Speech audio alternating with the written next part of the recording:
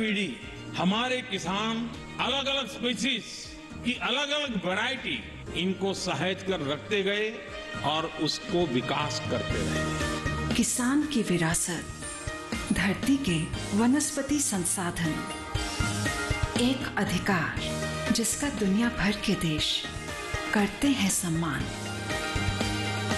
आज भारत उन अधिकारों को दे रहा है नए मुकाम, ताकि और बढ़े किसानों की वंशागत किस्मों की पहचान का अभियान।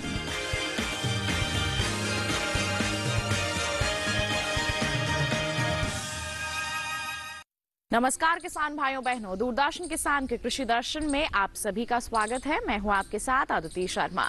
किसान भाइयों बहनों, कृषि जगत में जितनी भी गतिविधियां होती हैं उनकी जानकारियां हम आप तक पहुंचाने की कोशिश करते हैं ताकि वो आपके लिए फायदेमंद साबित हो सके। बता दें, ऐसी ही कुछ महत्वपूर्ण जानकारियां आज के कार्यक्रम के माध्यम से भी आप तक पहुंचाने वाले हैं। तो फिर आइए आज के अंक की शुरुआत करते हैं।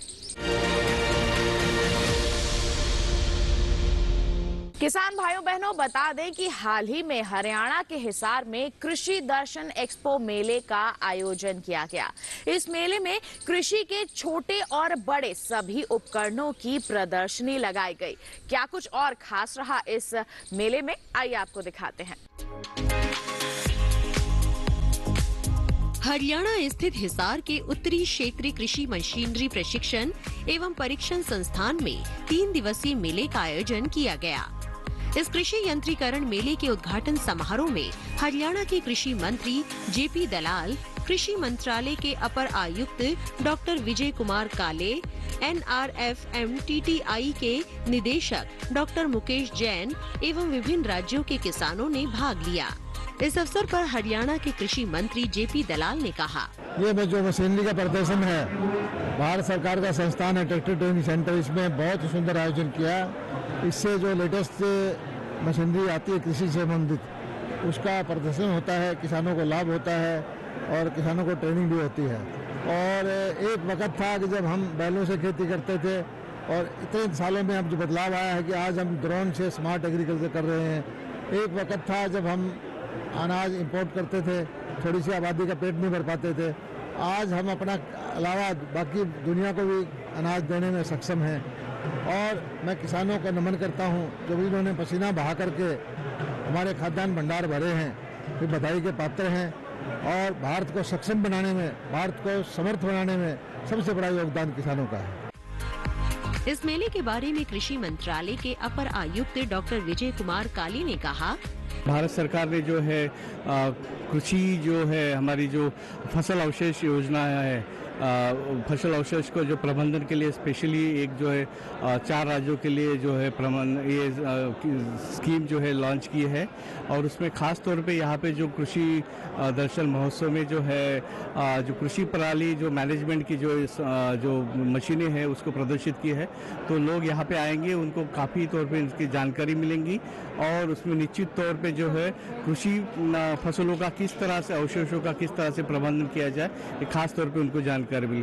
खास तौर पे दूसरी बात यह है कि जैसा कि भारत ने इंटरनेशनल ईयर ऑफ मिलेट्स जाहिर किया है और इसमें खास तौर पे जो है जो मिलेट्स की जो मशीनरी है, मोटे अनाज के लिए किस तरह से मशीनें प्रोसेस करना चाहिए, किस तरह से उसका जो है बाकी जो है दलहन वगैरह इन सब की मशीनें जो है यहाँ पे प्रदर्शित की है। और उसका जो है किसानों को बहुत फायदा मिलेगा कि किस तरह से प्रोसेस करें और मोटे अनाजों को बहुत उसका जो है मेरे ख्याल से इसका आगे के लिए बहुत उपयुक्त होगा। इस अवसर पर संस्थान के निदेशक डॉक्टर मुकेश जैन ने कहा, इस कृषि दर्शन एक्सपो जो है ये 11वें साल ये आयोजित कर रहे हैं, हर साल आयोजित करते हैं। इसका मेन मकसद यही है कि हमारे जो उत्तर राज्य जितने भी हरियाणा, पंजाब, हिमाचल, यूपी, दिल्ली, राजस्थान के जितने भी कृषक हैं वो आके कृषि मशीनरी नए कृषि मशीनरी यहाँ पे निर्माता बनाते हैं या तकनीक विकसित होती है, उनके बारे में प्रचार प्रसार करना ताकि किसान भाई उनको इस्तेमाल करें और खर्चे को कम करें और आय को बढ़ाने के लिए, उत्पादन को बढ़ाने के लिए एक रास्ता दें।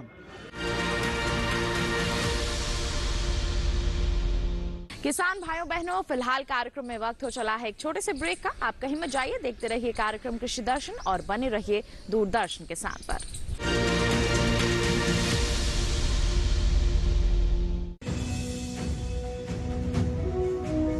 भारत सरकार का हर प्रयास किसानों को दे रहा है एक नई आस। देश के किसानों की खुशहाली और उन्हें आत्मनिर्भर बनाने के लिए भारत सरकार समर्पित है। प्रधानमंत्री श्री नरेंद्र मोदी जी के नेतृत्व में कृषि क्षेत्र में किए गए निरंतर प्रयासों के फलस्वरूप देश खाद्यान्न व बागवानी के क्षेत्र में आत्मनिर्भर हो चुका है और देश में दलहन का उत्पादन भी बढ़ा है। इसी तरह भारत सरकार ने खाद्य तेलों के उत्पादन को बढ़ाने के भी अनेक प्रयास किए हैं।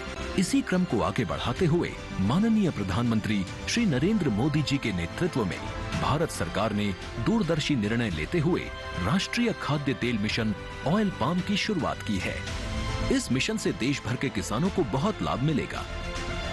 कृषि के पूंजी निवेश में वृद्धि होगी, खाद्य तेल आयात पर देश की निर्भरता कम होगी और रोजगार के नए अवसर पैदा होंगे। खाने के तेल में आत्मनिर्भरता के लिए अब राष्ट्रीय खाद्य तेल मिशन ऑयल पाम का संकल्प लिया गया है। इससे किसानों को तो सीधा लाभ होगा ही, गरीब और मध्यम वर्ग के परिवारों को सस्ता और अच्छी क्वालिटी का तेल भी मिलेगा। यही नहीं, ये मिशन बड़े स्तर पर रोजगार का निर्माण करेगा। इस मिशन के अंतर्गत ऑयल पाम का रकबा और पैदावार बढ़ाने पर जोर देने के लिए सरकार ने 11,000 करोड़ रुपए से अधिक की सहायता राशि निर्धारित की है।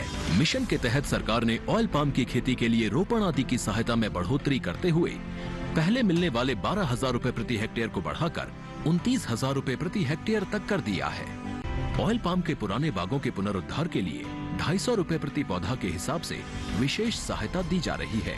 पौधारोपण सामग्री की कमी दूर करने और बीजों की पैदावार करने वाले बागों को भी सहायता दी जाएगी। इसके तहत 15 हेक्टेयर ऑयल पाम उद्यान के लिए 80 लाख रुपए तक की सहायता राशि दी जाएगी। इसके अलावा नर्सरी विकास के लिए 40 लाख रुपए तक तय किए गए हैं। पूर्वोत्तर और अंडमान राज्यों के लिए विशेष सहायता का भी प्रावधान है। ऑयल पाम के किसान ताजे फलों के गुच्छे यानी FFB का उत्पादन करते हैं, जिनकी वर्तमान में कीमतें अंतर्राष्ट्रीय मूल्यों में उतार चढ़ाव के आधार पर तय होती हैं। पहली बार केंद्र सरकार ताजे फलों के गुच्छे की कीमत के लिए किसानों को आश्वासन दे रही है। ये व्यवहार्यता मूल्य यानी VP कहलाएगा, यानी किसानों को कोई घाटा नहीं होने दिया जाएगा। व्यवहार्यता मूल्य VP तय करने की शुरुआत 1 नवंबर से होगी और अगले वर्ष 31 अक्टूबर तक जारी रहेगी। इसे ऑयल पाम वर्ष कहा जाएगा। इस योजना के तहत वर्ष 2025-26 तक ऑयल पाम का रकबा 6.5 लाख हेक्टेयर सृजित करने और कच्चे ऑयल पाम की पैदावार वर्ष 2025-26 तक 11.20 लाख टन पहुंचाने का लक्ष्य निर्धारित किया गया है। सरकार के इस महत्वपूर्ण निर्णय से देश में ऑयल पाम की खेती करने वाले किसानों में विश्वास पैदा होगा और वे खेती का रकबा बढ़ाएंगे। इस तरह पाम ऑयल का उत्पादन भी बढ़ेगा, जिससे किसानों की आय बढ़ेगी और ग्रामीण अर्थव्यवस्था भी सुदृढ़ होगी।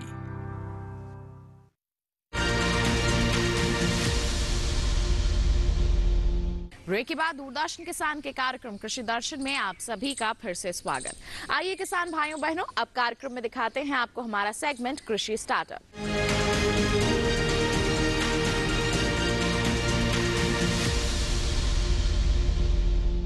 आज हम आपको लेकर चलेंगे हरियाणा के कैथल में।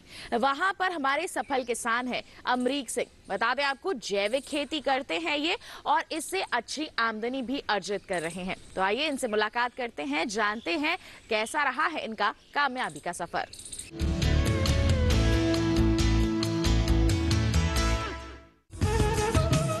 हरियाणा के कैथल जिले का एक छोटा सा गांव है हजवाना। लोगों की आवाजाही और जीवन से भरपूर है हजवाना गांव। यहाँ के लोगों का खेती बाड़ी से एक खास लगाव है।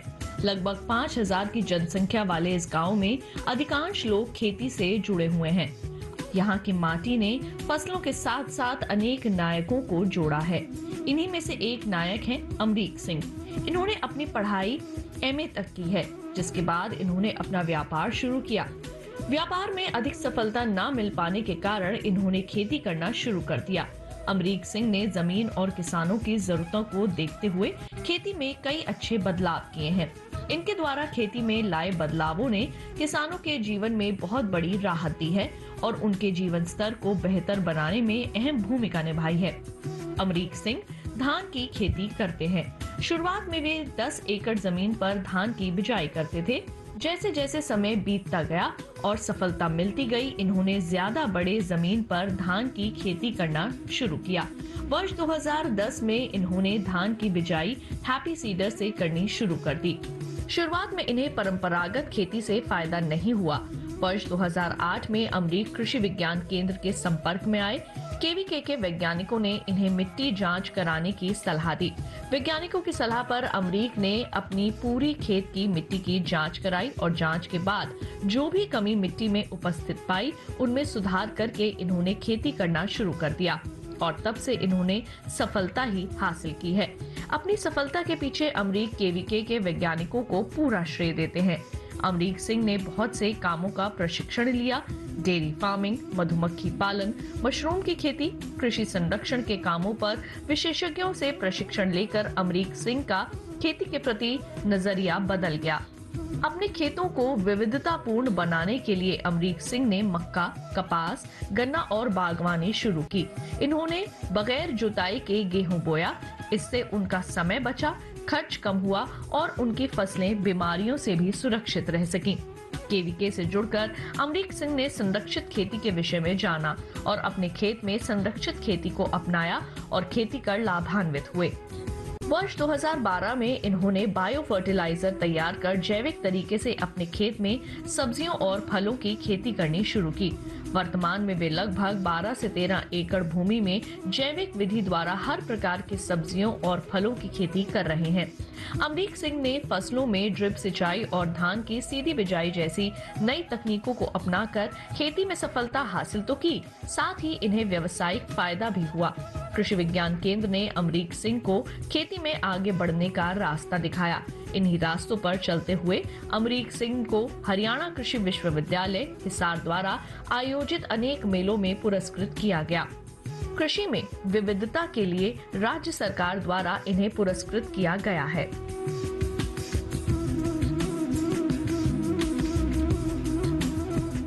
तो ये था हमारा सेगमेंट कृषि स्टार्टअप। इसी के साथ बता दें कार्यक्रम में वक्त हो चला है एक और छोटे से ब्रेक का। आप कहीं मत जाइए, हम जल्द ही हाजिर होंगे। बने रहिए दूरदर्शन किसान पर, देखते रहिए कार्यक्रम कृषि दर्शन।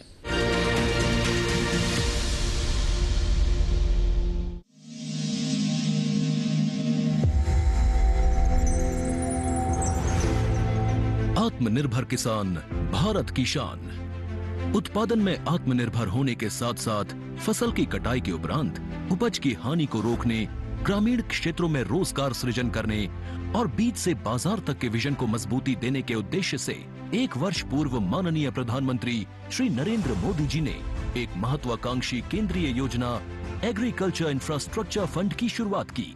इस आधुनिक इंफ्रास्ट्रक्चर से कृषि आधारित उद्योग लगाने में एक बहुत बड़ा बदलाव आएगा और बहुत बड़ी गति आएगी। साथियों, अब हम उस स्थिति की तरफ बढ़ रहे हैं जहां गांव के कृषि उद्योगों से फूड आधारित उत्पाद शहर जाएंगे और यही तो आत्मनिर्भर भारत अभियान का संकल्प है। एग्रीकल्चर इंफ्रास्ट्रक्चर फंड से पात्र लाभार्थी गोदामों का निर्माण कर सकते हैं, छटाई या ग्रेडिंग इकाई, पैकिंग हाउस, सप्लाई चेन और कोल्ड चेन जैसी सुविधाएं या फिर प्राथमिक कृषि प्रसंस्करण केंद्र की स्थापना कर सकते हैं। इस योजना के तहत पात्र लाभार्थियों को 2 करोड़ रुपए तक के ऋण पर अधिकतम 7 वर्ष के लिए ब्याज में 3% तक की छूट दी जा रही है। ऋण पुनर्भुगतान के लिए 6 महीने से 2 वर्ष तक मोरेटोरियम की सुविधा भी उपलब्ध है। इस योजना ने अब तक सफलता की कई मिसालें कायम की हैं, जैसे कि मध्य प्रदेश के लाभार्थी श्री विपिन त्रिपाठी ने एग्रीकल्चर वेस्ट से बायोफ्यूल बनाने का इनोवेटिव प्राइमरी प्रोसेसिंग सेंटर लगाया है। लोन मिलने की वजह से हम समय पर सारी मशीनों का प्रोक्योरमेंट और सारा सिविल वर्क टाइम पे करवा पाए, जिससे ये प्रोजेक्ट को लगाना संभव हो पाया। राजस्थान के लाभार्थी श्री यशवर्धन मुंद्रा ने सॉर्टिंग एंड ग्रेडिंग यूनिट लगाकर रोजगार के अवसर पैदा किए हैं। कर्नाटक की महिला उद्यमी श्रीमती ममता वी ने प्राइमरी प्रोसेसिंग सेंटर लगाकर प्रगति की नई राह चुनी है। ಸಣ್ಣ ಪುಟ್ಟ ಉದ್ಯಮಿಗಳನ್ನ ಮತ್ತಷ್ಟು ಅಗ್ರಿಕಲ್ಚರಲ್ಲಿ ಹೆಚ್ಚು ನಾವು ಇನ್ನಷ್ಟು ಸಾಧನೆ ಮಾಡಲಿಕ್ಕೆ ಕಾರಣಕಾರಕವಾದಂತ ಈ ಅಗ್ರಿಕಲ್ಚರಲ್ ಇನ್ಫ್ರಾಸ್ಟ್ರಕ್ಚರ್ ಫಂಡ್ ಇಂದ ನಮ್ಮ ಇನ್ನಷ್ಟು ಯೋಜನೆಗಳು ಆಯೋಜನೆಗಳು ಉತ್ತಮಗೊಂಡಿದೆ। राजस्थान के लाभार्थी श्री दिनेश भट्टर ने जीरे की प्रोसेसिंग यूनिट लगाकर आसपास के ग्रामीणों को आत्मनिर्भरता प्रदान की है। महाराष्ट्र के लाभार्थी श्री अनूप कुमार मोहता ने वेयर हाउस बनाकर अन्न भंडारण को सुनिश्चित किया है। आज देश के कोने कोने से किसान, कृषि उद्यमी, किसान उत्पादक संघ, प्राथमिक कृषि सहकारी समितियां, स्वयं सहायता समूह और कृषि उपज मंडियां इस योजना का लाभ उठा रहे हैं।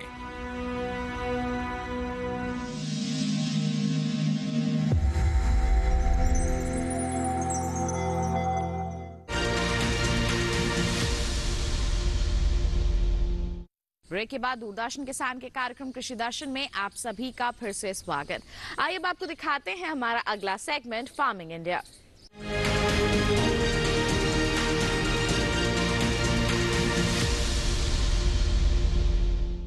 आज हम बात करेंगे प्रधानमंत्री फसल बीमा योजना की। एक सुरक्षा कवच प्रदान करती है ये हमारी फसलों को। जी हाँ, बुआई से पहले आपको अपनी फसलों का बीमा करवाना होता है, पूरा ब्यौरा देना होता है कि कौन सी फसल आप लगवा रहे हैं और तमाम दस्तावेज भी जमा करने होते हैं। तो कैसी रहती है पूरी प्रक्रिया, आइए आपको बताते हैं।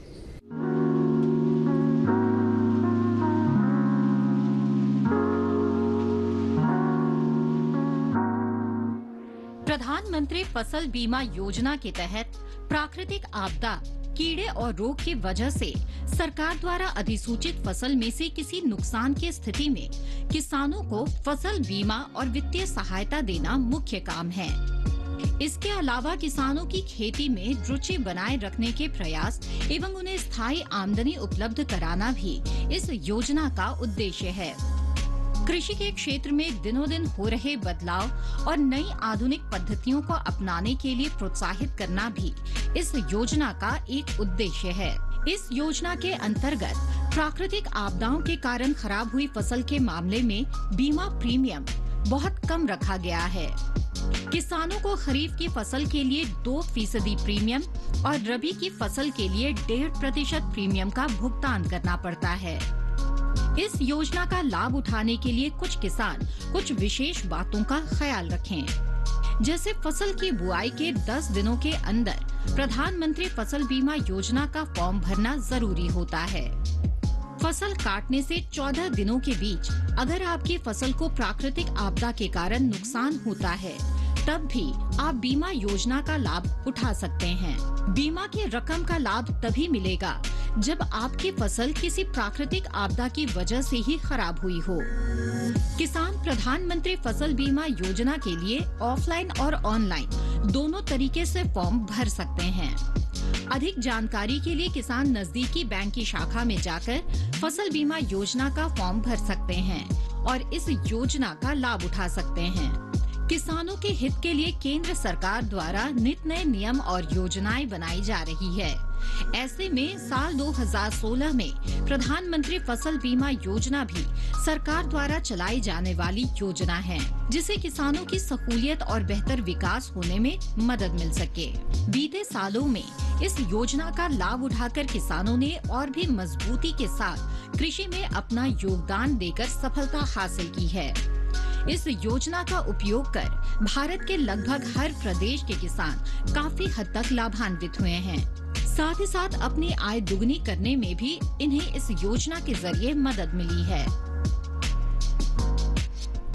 आज हम आपको बताएंगे प्रधानमंत्री कृषि सिंचाई योजना के बारे में। जी हाँ, हम सभी जानते हैं कि खेती किसानी की बात हो तो जल बहुत ही महत्वपूर्ण हो जाता है। समय समय पर सिंचाई के लिए इसकी आवश्यकता होती है, लेकिन जिन क्षेत्रों में जल की कमी है वहां पर ये योजना वरदान के रूप में साबित हो रही है। जी हाँ, आधुनिक पद्धतियां यहाँ पर लाई जा रही हैं, जिससे कम पानी में ही अच्छे से सिंचाई करके अच्छी उपज हासिल की जा सकती है। तो फिर आइए, क्या है ये योजना, बताते हैं आपको।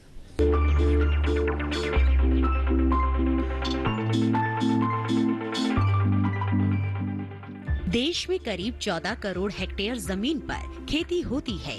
2015 में जब प्रधानमंत्री कृषि सिंचाई योजना शुरू हुई तब 6.5 करोड़ हेक्टेयर जमीन पर ही सिंचाई की सुविधाएं उपलब्ध थी। इसका मतलब ये हुआ कि आधे से भी ज्यादा जमीन बारिश के पानी पर निर्भर थी। जाहिर है वर्षा आधारित इलाकों में पैदावार कम होती है और किसानों को खेती से उतना लाभ नहीं मिल पाता जितना मिलना चाहिए। प्रधानमंत्री कृषि सिंचाई योजना का असल मकसद हर खेत तक पानी पहुंचाना है। यह अम्ब्रेला स्कीम है और इसमें मुख्य रूप से 2 घटकों को शामिल किया गया है। त्वरित सिंचाई लाभ कार्यक्रम यानी AIBP और हर खेत को पानी के भी 4 उप घटक हैं, जैसे command area development, surface miner irrigation, जल निकायों की मरम्मत, नवीनीकरण और बहाली तथा चौथा भूजल विकास। इसके अलावा सिंचाई योजना में दूसरे मंत्रालयों के भी 2 घटकों को शामिल किया गया है।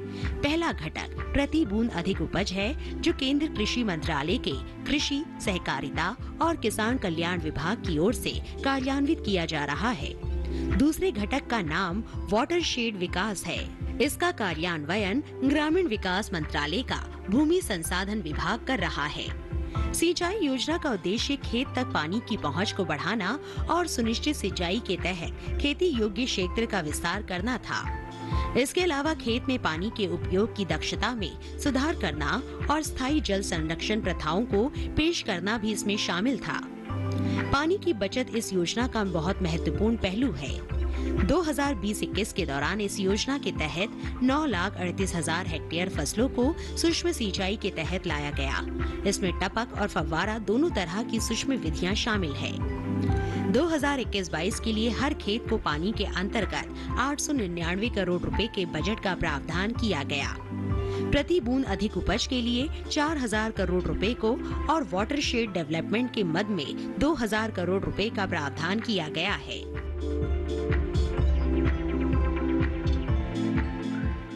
अनंत असीम प्रकृति और उसमें निहित जीवन के रहस्यों के गूढ़ स्रोत, प्लांट जेनेटिक रिसोर्स। अपनी बायोडायवर्सिटी के संरक्षण और संवर्धन के लिए भारत पूरी तरह संवेदनशील है। वैज्ञानिक दृष्टि और समृद्ध कृषि परंपरा के साथ भारत जैविक विविधता के संरक्षण के लिए प्रतिबद्ध है।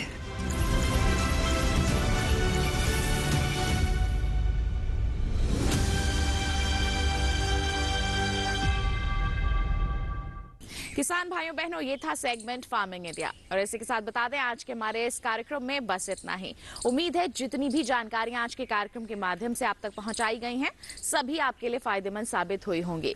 साथ ही आपको बता दें कि दोबारा हमारा ये कार्यक्रम आप देख सकते हैं। टीवी स्क्रीन पर दिखाए जा रहे QR कोड को स्कैन कर लीजिए, सीधा पहुंचेंगे हमारे YouTube चैनल पर, पुनः हमारा ये कार्यक्रम आप देख सकते हैं। साथ ही आप हमसे जुड़ सकते हैं, ईमेल कीजिए हमें, ईमेल ID है krishidarshandddk@gmail.com। आप हमें पत्र भी लिख सकते हैं। पता है हमारा कृषि दर्शन, कमरा नंबर 58, CPC दूरदर्शन, खेलगांव, नई दिल्ली 110049। तो इसी के साथ हमें दीजिए इजाजत। तब तक के लिए आप बने रहिए दूरदर्शन के साथ पर। नमस्कार।